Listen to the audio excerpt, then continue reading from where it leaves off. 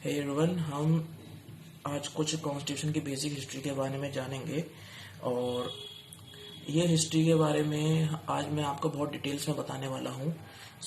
हम शुरू करेंगे इंडियन इंडिपेंडेंस एक्ट 1947। हम सब जानते कि हमको जब भी आज़ादी मिली तो आज़ादी के लिए हमको पूरी तरह से डिक्लेयर कर दिया गया था ब्रिटिशर्स ने, डेट इज 15 अगस्त 1947। लेकिन हम हमेशा यही पढ़ते आए, लेकिन 15 अगस्त 1947 जो था वो पूरी एक्यूरेट डेट नहीं है। जो एक्यूरेट डेट थी जो उस टाइम पे लिखी गई थी, उन्होंने ये लिखा था कि 15 अगस्त 1947 से लेके टिल 31 मार्च 1948 और अर्लीस्ट, मतलब 15 अगस्त से लेके टिल 31 मार्च 1948 के बीच में अभी भी ब्रिटिशर्स के हाथ में है। अभी भी पूरी तरह से नहीं, क्राउन जो ब्रिटिश क्राउन था वो तो जा चुका था, लेकिन इस बीच में उन्होंने गवर्नर जनरल को बिठाया था और गवर्नर जनरल ही ओनली सोल रीजन था जिसने इंटीग्रेशन करा और ये सारी चीजें करी इसी वजह से, क्योंकि ब्रिटिशर्स लेकर आए थे टू डोमिनियन थ्योरी।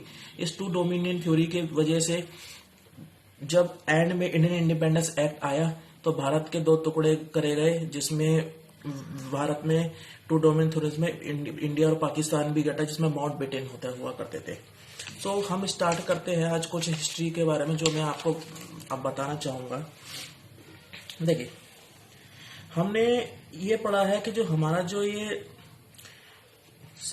जो ये कंट्री है उसमें हमारी ये वन सोल कंट्री है या कई कई फेडरेशंस में बटा है। I mean weather India was 567 country या इंडिया 567 स्टेट्स में है या एक ही है, यूनाइट है।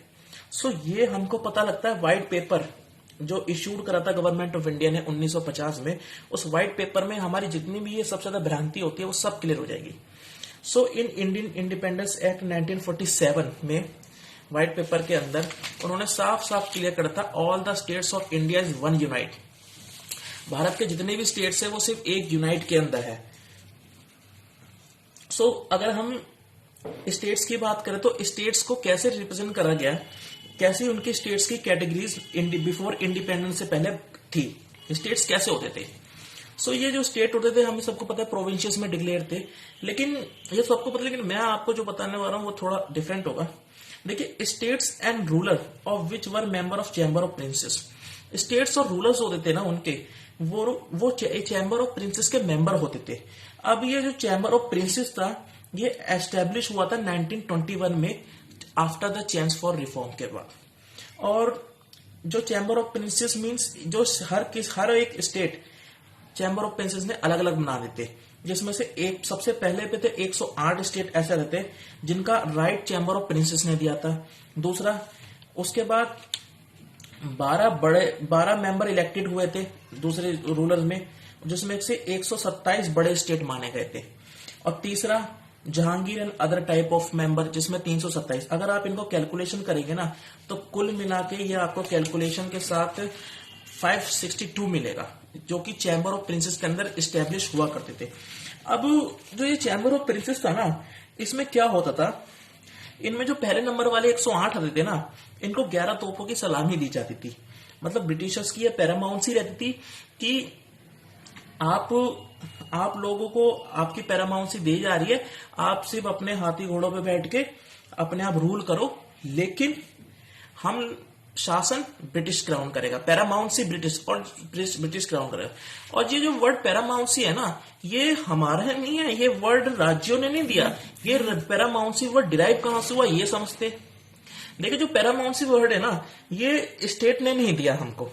ये शब्द जो है ना, प्रिंसली स्टेट्स की बात कर रहा है और प्रिंसली स्टेट्स से इनका नाता नहीं है, बट ब्रिटिश ने ये पैरामाउंट, ब्रिटिश क्या करते थे, एक समय के बाद स्टेट से ट्रीटीज कर लिया करते थे, उनसे कम्युनिकेशन करते थे कि अगर आपको जो भी डिफेंस चाहिए, जो भी आपको हेल्प चाहिए, कम्युनिकेशन किसी दूसरे स्टेट से अगर आप कम्युनिकेशन भी करेंगे तो आप पहले ब्रिटिश क्राउन से जाके परमिशन लोगे, और अगर आपको डिफेंस कुछ भी चाहिए आप हमसे मांगोगे।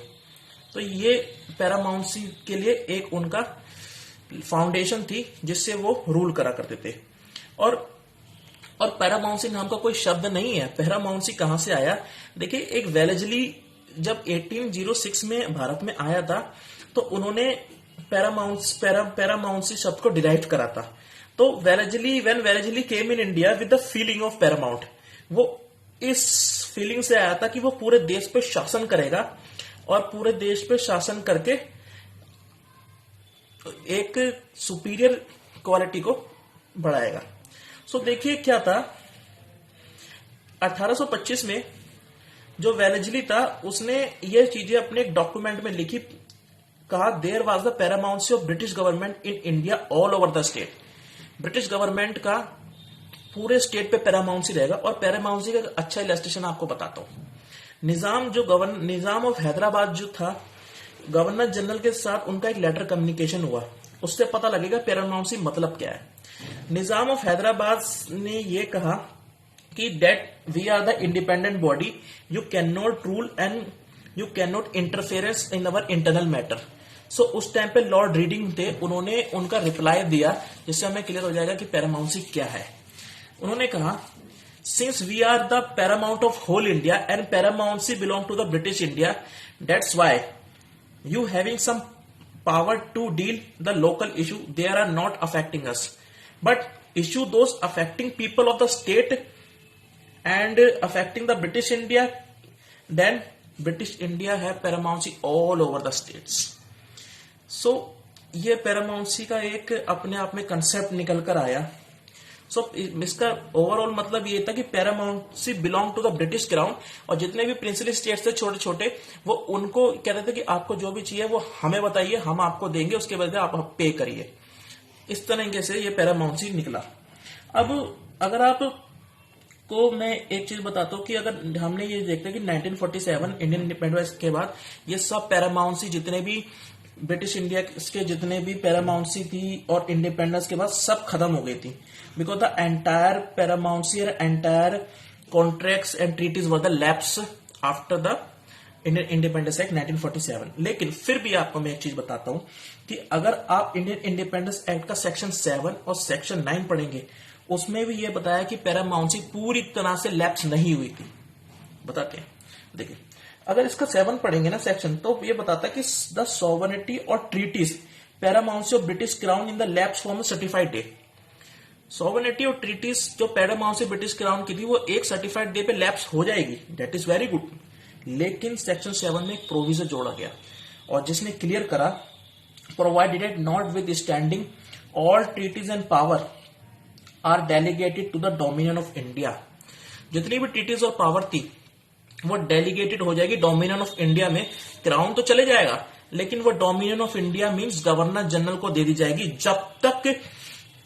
जब तक प्रॉपर लेजिस्लेटिव मशीनरी जो बन रही है वो इसको अपने आप डिनाउंस ना कर दे।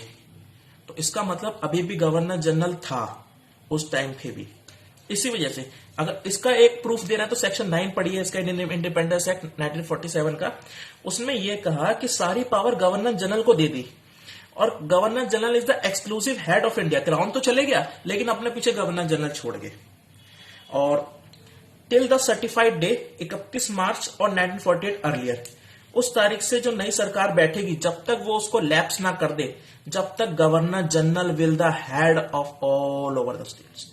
अगर इसका एक और प्रमाण आपको चाहिए तो आप गवर्नमेंट ऑफ इंडिया एक्ट 1935 का सेक्शन 311 पढ़िए। साफ साफ उसमें कह रखा है कि इंडिया, व्हाट इज इंडिया। सो इसमें बता रखा है कि India means British India and provinces and all the state of India.